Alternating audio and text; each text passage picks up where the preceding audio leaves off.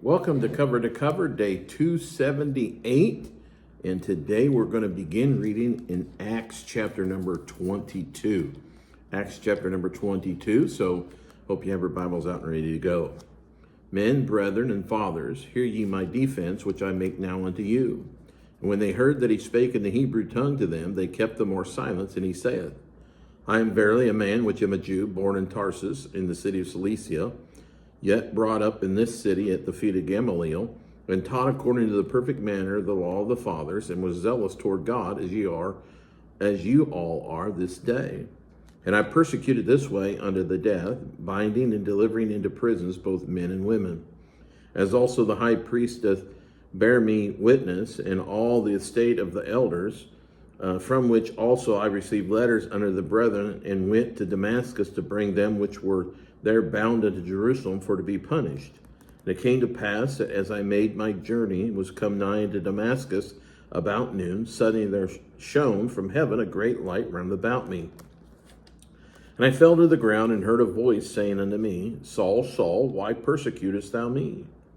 And I answered, Who art thou, Lord? And he said unto me, I am Jesus of Nazareth, whom thou persecutest. And they that were with me saw indeed the light, and were afraid, but they heard not the voice of him that spake to me. And I said, What shall I do, Lord? And the Lord said unto me, Arise and go into Damascus, and there it shall be told thee of all things which are appointed for thee to do. And when I could not see for the glory of the light, being led by the hand of them that were with me, I came to Damascus. And one, Ananias, a devout man according to law, having a good report of all the Jews which dwelt there, came unto me and stood and said unto me, Brother Saul, receive thy sight. In the same hour I looked up upon him. And he said, The God of our fathers hath chosen thee, that thou shouldest know his will, and see that just one, and shouldest hear the voice of his mouth. For thou shalt be his witness unto all men of what thou hast seen and heard.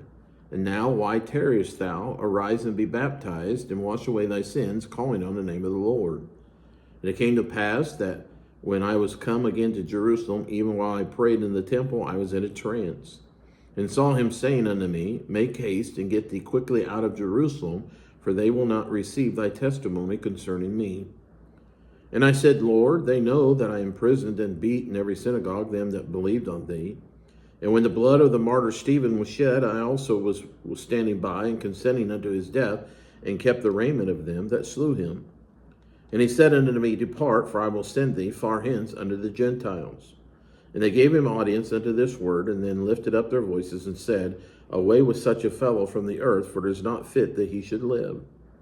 And as they cried out and cast off their clothes and threw dust into the air, the chief captain commanded him to be brought into the castle, and bade that he should be examined by scourging, that he might know whereof they cried so against him. And as they bound him with thongs, Paul said unto the centurion that stood by, Is it lawful for you to scourge a man that is a Roman and uncondemned? When the centurion heard that, he went and told the chief captain, saying, Take heed what thou doest, for this man is a Roman. Then the chief captain came and said unto him, Tell me, art thou a Roman? He said, Yea. And the chief captain answered, With a great sum I obtained I this freedom. Paul said, But I was freeborn. Then straightway they were departed from him, which should have examined him, and the chief captain also was afraid, after he knew that he was a Roman, and because he had bound him. And on the morrow, because he would have known the certainty wherefore he was accused of the Jews, he loosed him from his bands, and commanded the chief priests and all their council to appear, and brought Paul down and set him before them.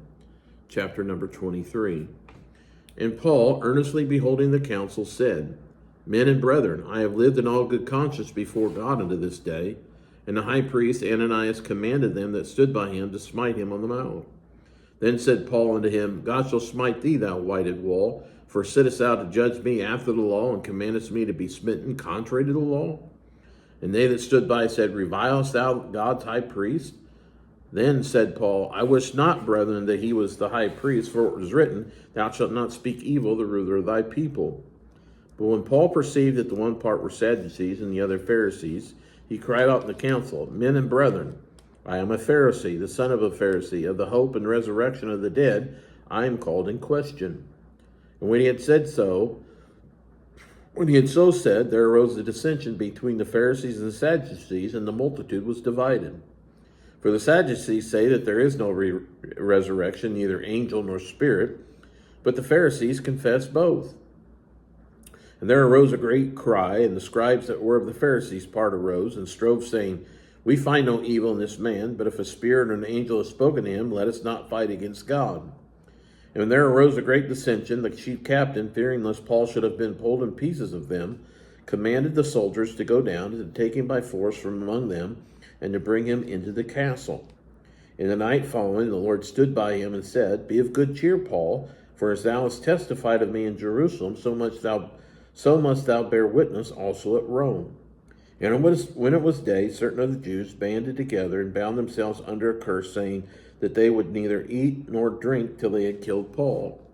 And they were more than 40 which had made this conspiracy. And they came to the chief priests and elders and said, We have bound ourselves under a great curse, that we will eat nothing until we have slain Paul. Now therefore ye with the council signify to the chief captain that he bring him down unto you tomorrow, as though you would inquire something more perfectly concerning him. And we, or ever he come near, are ready to kill him. And when Paul's sister's son heard of their lying in wait, he went and entered into the castle and told Paul. Then Paul called one of the centurions unto him and said, Bring this young man unto the chief captain, for he hath a certain thing to tell him. So he took him and brought him to the chief captain and said, Paul the prisoner called me unto him and prayed me to bring this young man unto thee, who hath something to say unto thee. Then the chief captain took him by the hand and went with him aside privately and asked him, What is it that thou hast to tell me? And he said, The Jews have agreed to desire thee, that thou wouldest bring down Paul tomorrow into the council, as though they would inquire somewhat of him more perfectly. But do not thou yield unto them, for there lie in wait for him of them more than 40 men, which have bound themselves with an oath that they will neither eat nor drink till they have killed him, and now are they ready, looking for a promise from thee. So the chief captain then let the young man depart, and charged him, See thou tell no man that thou hast showed these things to me. And he called unto him 2 centurions, saying, Make ready 200 soldiers to go to Caesarea, and horsemen 70, and spearmen 200, and at the 3rd hour of the night. And provide them beasts, that they may set Paul on, and bring him safe unto Felix the governor. And he wrote a letter after this manner, Claudius, Lysias, unto the most excellent governor, Felix, sendeth greeting. This man was taken of the Jews, and should have been killed of them. Then came I with an army, and rescued him, having understood that he was a Roman. And when I have known the cause whereof they accused him, I brought him forth into their council, whom I perceived to be accused of questions of their law, but to have nothing laid to his charge worthy of death or of bonds. And when it was told me how that the Jews had laid wait for the man, I sent straightway to thee, and gave commandment to his accusers also to say before thee what they had against him. Farewell. Then the soldiers, as it was commanded them, took Paul and brought him by night to Antipatris. On the morrow they left the horsemen to go with him and returned to the castle, who, when they came to Caesarea and delivered the epistle to the governor, presented Paul also before him. And when the governor had read the letter, he asked of what province he was, and when he understood that he was of Sicily, I will hear thee. And he said, When thine accusers are come, and he commanded him to be kept in Herod's judgment hall. Chapter 24. And after 5 days, Ananias the high priest descended with the elders and with a certain orator named Tertullus, who informed the governor against Paul. And when he was called for, Tertullus began to accuse him, saying, Seeing that by thee we enjoy great quietness, and that very worthy deeds are done unto this nation by the providence, we accept it always and in all places, most noble Felix, with all thankfulness. Notwithstanding that I be not further tedious unto thee, I pray thee that thou wouldest hear us of thy clemency a few words. For we have found this man a pestilent fellow, and a mover of sedition among all the Jews throughout the world, and a ringleader of the sect of the Nazarenes, who also hath gone about to profane the temple, whom we took and would have judged according to our law. But the chief captain, Lysias, came upon us, and with great violence took him away out of our hands, commanding his accusers to come unto thee, by examining of whom thyself mayest take knowledge of all these things whereof we accuse him. And the Jews also assented, saying that these things were so.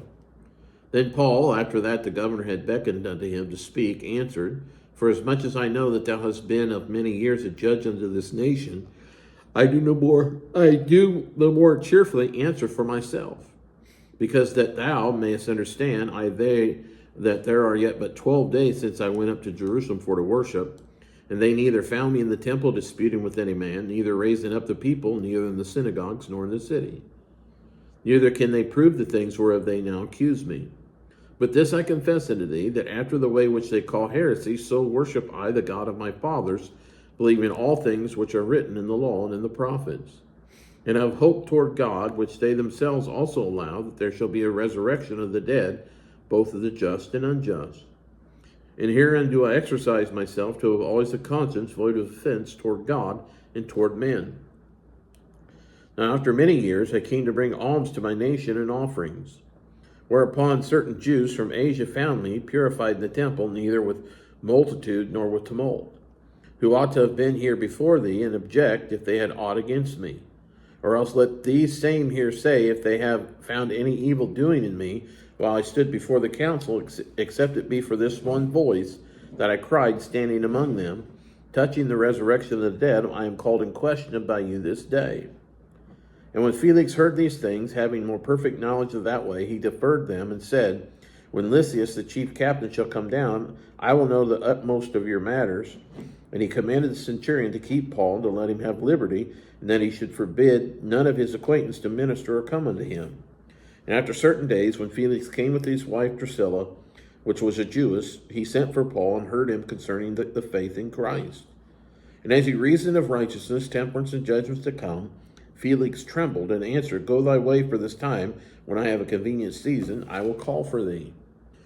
He hoped that also money should have been given him of Paul, that he might loose him, wherefore he sent for him the oftener, and communed with him. But after 2 years, Porcius Festus came into Felix's room, and Felix, willing to show the Jews a pleasure, left Paul bound.